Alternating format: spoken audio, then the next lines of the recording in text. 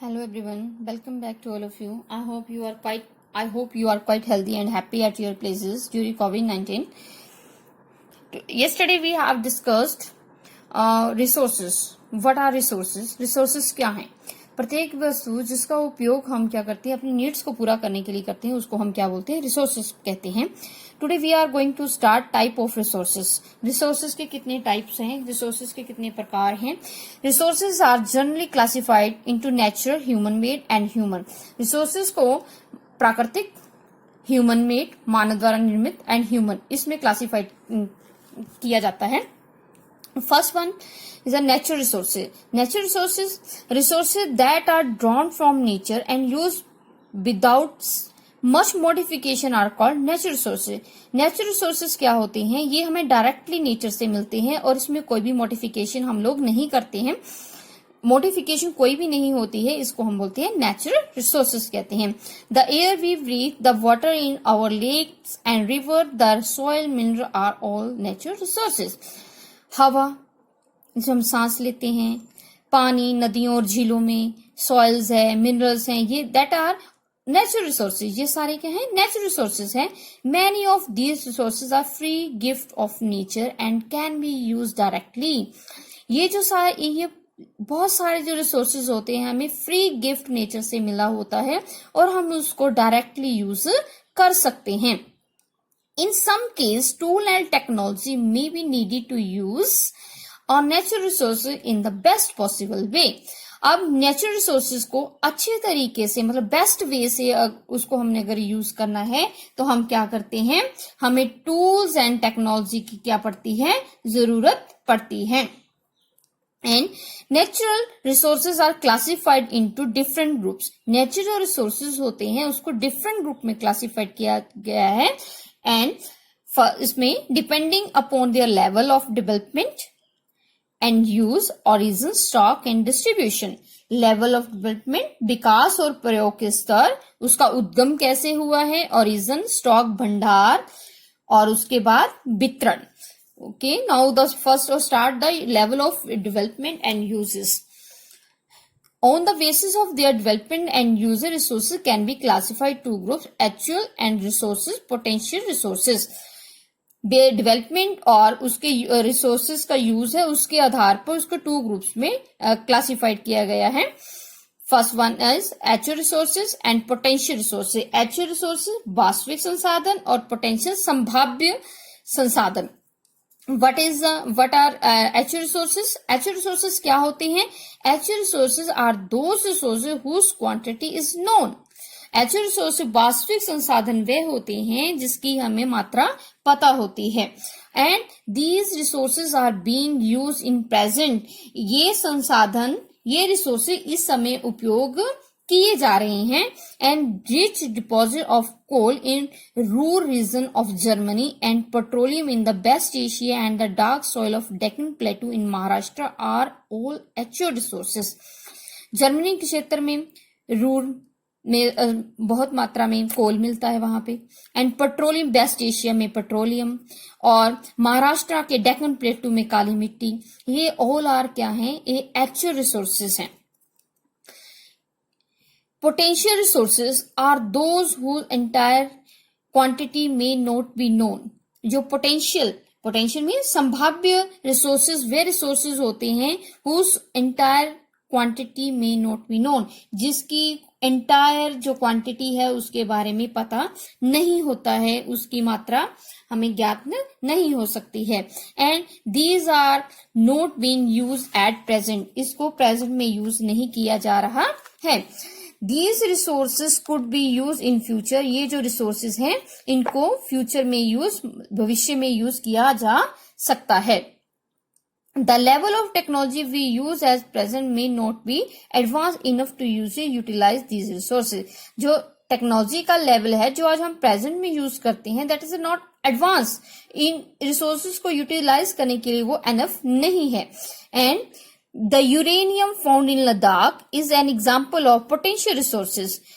लद्दाख में पाया जाने वाला यूरेनियम क्या है? पोटेंशियल रिसोर्सेज का एक एग्जाम्पल है. टुडे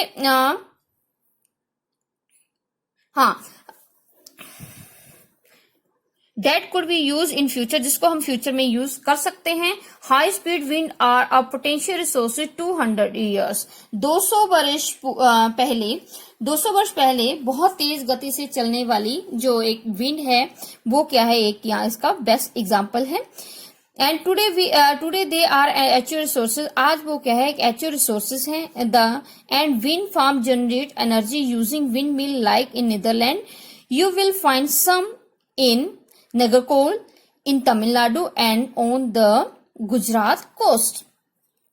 अब क्या है, अब बोलते हैं today we are actual resources, अब ये क्या है, आज ये एक्चुअल रिसोर्सेज हैं। ये जो विंड फार्म है नीदरलैंड में, क्या है, नीदरलैंड में ये जो विंड एनर्जी को क्या किया जाता है, प्रोड्यूस किया जाता है वहां पर।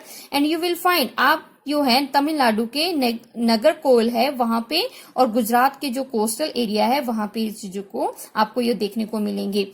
Now see next one is based on their origin, origin के आधार पर resources can be अवॉइटिक and biotic, अवॉइटिक जैब और वाइटिक जैब।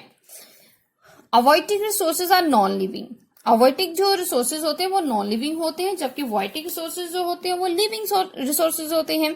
सॉइल, रॉक्स और मिनरल्स जो होते हैं अजैव होते हैं, और जो प्लांट्स और एनिमल्स होते हैं दैट इज वाइटिक रिसोर्सेज।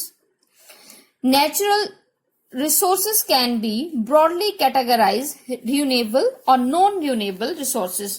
अगर नेचुरल रिसोर्सेज को बहुत विस्तार पूर्वक तरीके से इसको कैटेगराइज किया जाए तो इसको हम करते हैं रिन्यूएबल, नवीनीकरण, अनवीनीकरण resources.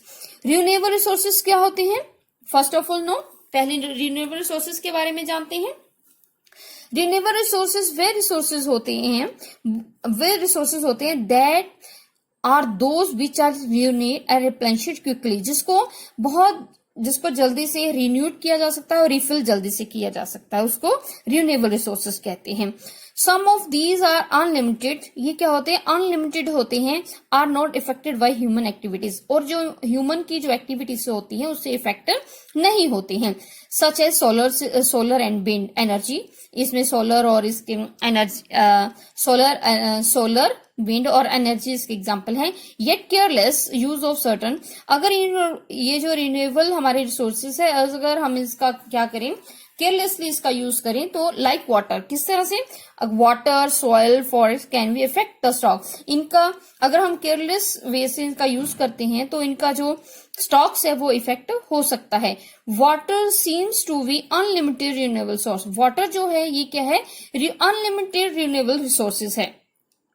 What the shortage and drying up of natural water sources is a major problem in many parts of the world today. But आज क्या है, नेचुरल जो रिसोर्सेज है उसमें क्या है, कमी हो रही है और वो सूखा पड़ रहा है। That is the major problem. ये अब क्या है, सारे संसार के आगे क्या है, बहुत बड़ी समस्या बनी हुई है। नॉन रिन्यूएबल रिसोर्सेज क्या होते हैं, नॉन रिन्यूएबल रिसोर्सेज अनवीकरणीय संसाधन क्या है, are those which have limited stock, जिसका क्या होता है, लिमिट में स्टॉक होता है। इसमें क्या, रिन्यूएबल में क्या था, अनलिमिटेड स्टॉक था, इसमें क्या है, एक लिमिटेड स्टॉक है। इसमें आपको क्वेश्चन आता है what is the how can differentiate the renewable and the non renewable resources, इसको डिफरेंशिएट करना है तो आप इसको इजीली वे में कर सकते हैं। Once the stocks are exhausted, अगर एक बार इसका स्टॉक एग्जॉस्ट खत्म हो जाए, इट मे टेक्स 1000 years, ये कितना ले सकता है, हजारों वर्ष ले लेता है, to be renewed and replenish, इसको रिफिल करने के लिए, रिन्यू करने के लिए हजारों वर्ष लग जाते हैं। Since this period is much more than human span. अब यहाँ पे क्या है, ये जो अवधि है, स्पैन मीन्स अवधि, ये जो अवधि है मानव जीवन की अवधि से बहुत ही अधिक है। एंड बोलते हैं and such resources are consider non renewable, ये जो रिसोर्सेज होते हैं इनको क्या बोलते हैं, नॉन रिन्यूएबल रिसोर्सेज कहते हैं। Coal, petroleum, natural gases are example, कोयला और पेट्रोलियम, नेचुरल जो प्राकृतिक गैस है इसके एग्जाम्पल्स हैं। Now see on the basis of their distribution resources can ubiquitous and localized. एबिक्यूटिक होता है बेटा सर्वव्यापक और लोकलाइज्ड होता है आपका स्थानिक। एबिक्यूटिक्स क्या होते हैं? रिसोर्सेज दैट फाउंड एवरीवेयर, जो रिसोर्सेज हर जगह मिलते हैं उसको हम क्या बोलते हैं? एबिक्यूटिक्स बोलते हैं। The like air we breathe, जो वायु जिसमें हम सांस लेते हैं, but those are found in the certain places, but जो कुछ ऐसे होते हैं जो कुछ एक ही जगह पर मिलते हैं उसको हम बोलते हैं लोकलाइज्ड। फॉर एग्जाम्पल जैसे कॉपर हो गया आपका, कॉपर तांबा हो गया, और आपका आयरन और होता है लो एयर वो हो गया, ये दैट इज अ लोकलाइज, इसके ये एग्जांपल्स हैं। नेक्स्ट है distribution of nature. Distribution of natural resources depend upon number of physical factors like parent, climate, and altitude. The distribution of resources unequal because these factors differ so much over the earth.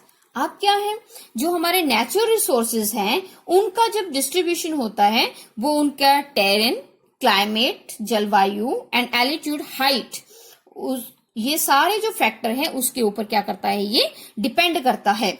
And over the earth, जो पृथ्वी है, जो धरती है, ये जो factor है अगर इनमें डिफरेंस आए तो डिफरेंस आने के कारण क्या होता है, ये जो रिसोर्सेज होते हैं इनका जब डिस्ट्रीब्यूशन करना होता है तो वो अनइक्वल होता है, वो इक्वली नहीं होता है।